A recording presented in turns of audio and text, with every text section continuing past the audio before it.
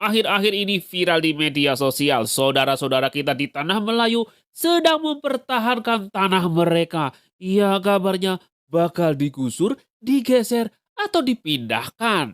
Tetapi tahukah kamu bahwa leluhur mereka dahulu pernah menyerahkan uang sebanyak 13 juta golden? Atau kalau dirupiahkan hari ini setara dengan 1.000 triliun rupiah. Lantas, apakah pantas dengan apa yang mereka alami hari ini? Dan siapa yang telah memberikan uang sebanyak 13 juta golden? Mari kita cari tahu faktanya. Assalamualaikum warahmatullahi wabarakatuh. Terima kasih buat teman-teman semua yang sudah mengklik video ini. Bersama saya kalian akan melihat dunia yang lebih luas lagi.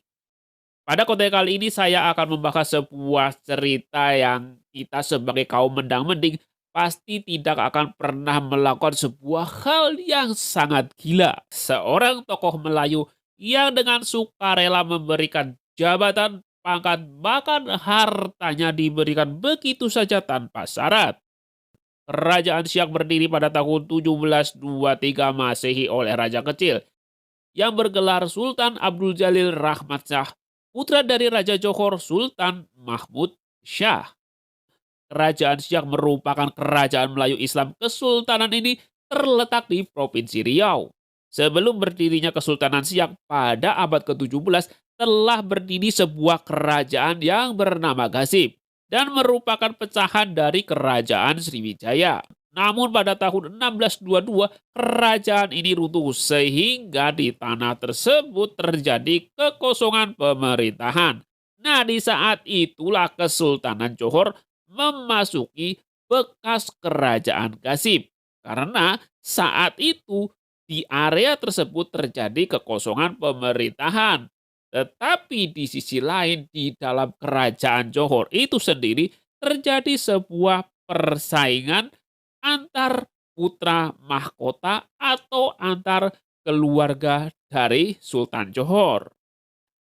Persaingan yang terjadi tidak lain dan tidak bukan yaitu tentang perebutan kekuasaan, yaitu persaingan antara Sultan Mahmud Shah yang merupakan ayah dari Raja Kecil. Dan singkat cerita, ayah dari Raja Kecil itu dibunuh oleh Megat Sri Rahma.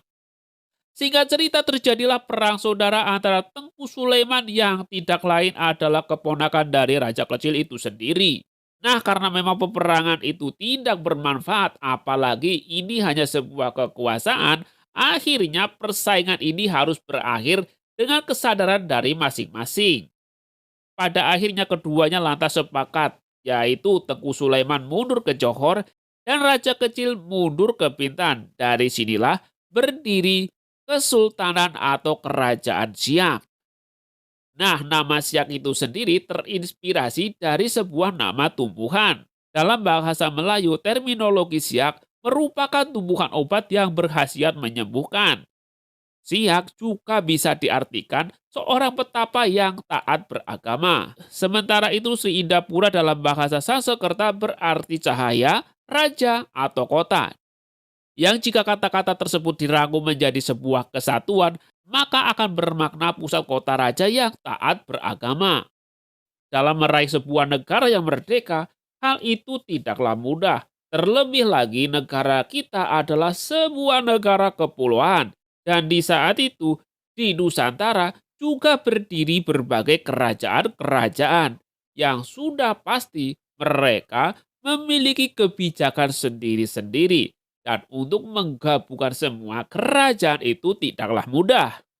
Sultan Syarif Qasim merupakan Sultan ke-12 dan sekaligus dia adalah Sultan terakhir dari Kerajaan Siak. Bergabungnya raja-raja di Sumatera tidak lepas dari peran Sultan Syarif Qasim dalam upayanya untuk membujuk raja-raja untuk segera bergabung dengan Indonesia. Nah, untuk meyakinkan para raja-raja di Sumatera Timur, Sultan Syarif Qasim dibantu oleh Sultan Serdang. Sultan Syarif Qasim lahir pada 1 Desember 1893 dan dia naik takhta pada usia yang sangat muda, yaitu 23 tahun. Mungkin dari sinilah tercetus sebuah ide bahwa Presiden Wakanda tidak harus berusia 40 tahun. Sehingga ada beberapa tokoh di negeri Wakanda yang menggugat batas usia minimal agar para anak muda bisa memimpin negeri Wakanda. Betul apa betul? Sultan Syarif diberi gelar Sultan Asyidis, Sultan Asyidis Kasim Abdul Jalil Saifuddin. Sejak masih kecil, Sultan Syarif Kasim sudah mendapatkan pendidikan yang sangat ketat oleh ayahnya, baik itu pendidikan fisik, mental, dan agama. Ayah dari Sultan Syarif Kasim ke-12 merupakan seorang ayah yang sangat luar biasa. Dia adalah seorang pemimpin yang sangat berpegang teguh dengan nilai-nilai keagamaan. Dan dia juga dikenal sebagai seorang pemimpin yang sangat memperhatikan rakyatnya, baik dari segi ekonomi dan juga kesejahteraan mereka. Mungkin karena hal itulah ayah Sultan Syarif Kasim ke-12 menyiapkan si anak ini menjadi seorang pemimpin yang sangat kuat, berkarakter dengan prinsip-prinsip dan pengetahuan agama Islam yang sangat kuat. Tetapi juga tidak dilupakan yaitu wawasan tentang ilmu pengetahuan yang sangat luas. Keseriusan ayah dari Sultan Syarif itu dapat dibuktikan pada saat Sultan Syarif itu berumur 12 tahun, ia sudah dikirimkan ke Batavia, yaitu bertujuan untuk melanjutkan pendidikannya khususnya tentang hukum-hukum agama Islam. Dan perjuangan Sultan Syarif dimulai pada usia yang masih sangat muda, yaitu baru berumur 16 tahun. Masih SMP, sudah berbuat banyak. Kalau buat Gen Z, apa yang sudah dilakukan kalian hari ini? Lalu pertanyaannya kenapa dimulai dengan usia sangat muda? Jawabannya adalah ketika dia berumur 16 tahun, ayah dari Sultan Syarif itu tutup usia. Sehingga mau tidak mau, Sultan Syarif ke-12 harus naik tahta. Namun naik tahtanya Sultan Syarif membuat Belanda itu merasa risau. Pertanyaannya, kenapa Belanda tidak suka ketika Sultan Syarif naik tahta? Jawabannya adalah Sultan Syarif ke-12 merupakan seorang sultan yang sangat berpendidikan dan berwawasan luas. Dari sinilah kita mulai paham kenapa negara-negara barat tidak suka kalau ada negara-negara berkembang khususnya di Asia tidak suka warganya menjadi orang pintar. Kalian tahu jawabannya?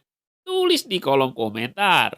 Naik tahtanya Sultan Syarif Kasim ke-12 rupanya mendapatkan dukungan yang sangat kuat oleh Datuk Empat Suku yang saat itu sebagai Dewan Kerajaan. Tetapi pembelaan yang dilakukan oleh Dewan Kerajaan membuat marah Belanda dan akhirnya Dewan Kerajaan pun dibubarkan.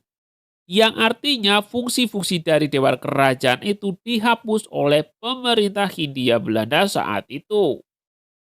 Walaupun Sultan Syarif saat itu masih berusia sangat muda, tetapi rupanya dia adalah seorang pemuda yang sangat berani dan tidak pernah takut dengan ancaman-ancaman yang diberikan oleh penjajah Belanda. Dan dia juga dengan tegas menolak aturan-aturan atau campur tangan pemerintah Hindia Belanda terhadap Kesultanan Siak. Sultan Syarif adalah seorang pemimpin muda, cerdas dan visioner. Saat itu dia juga menyadari untuk mempertahankan eksistensi kerajaan Siak tidak cukup hanya dengan kowar-kowar begitu saja. Tetapi juga harus disiapkan kekuatan fisik dan juga harus diimbangi dengan kekuatan mental dan tidak bisa dilepaskan dari keduanya adalah pendidikan.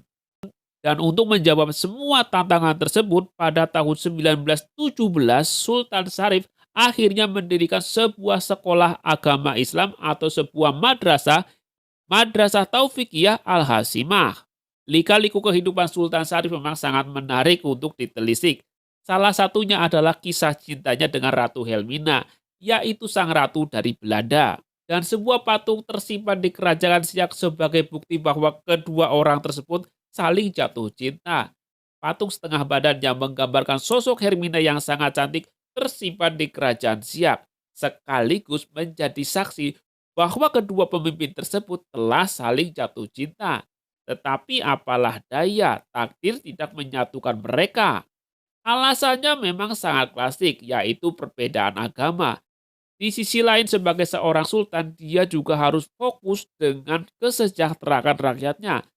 Tetapi hal itu harus diimbangi juga dengan pendidikannya. Oleh karena hal itu, Sultan Syarif Kasim ke-12 memutuskan setiap anak-anak yang berprestasi, mereka akan diberikan beasiswa ke Medan dan ke Batavia. Di bawah kepemimpinannya, kerajaan Siak menjadi sebuah ancaman yang nyata bagi Belanda.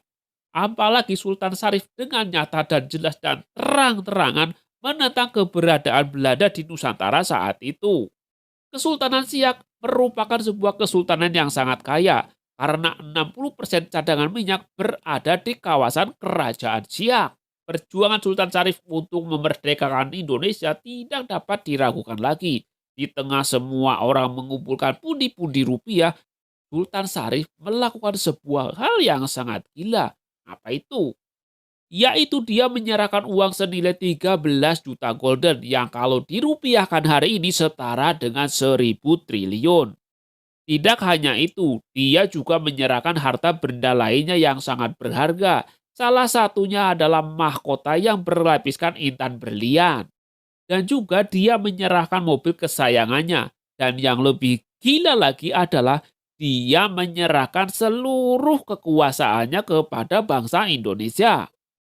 Kesultanan Siak secara resmi bergabung dengan bangsa Indonesia pada tahun 1946 atau setahun setelah proklamasi kemerdekaan.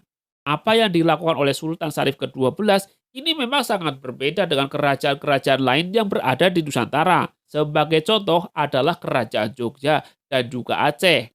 Yang saat itu mereka juga memutuskan untuk bergabung dengan bangsa Indonesia.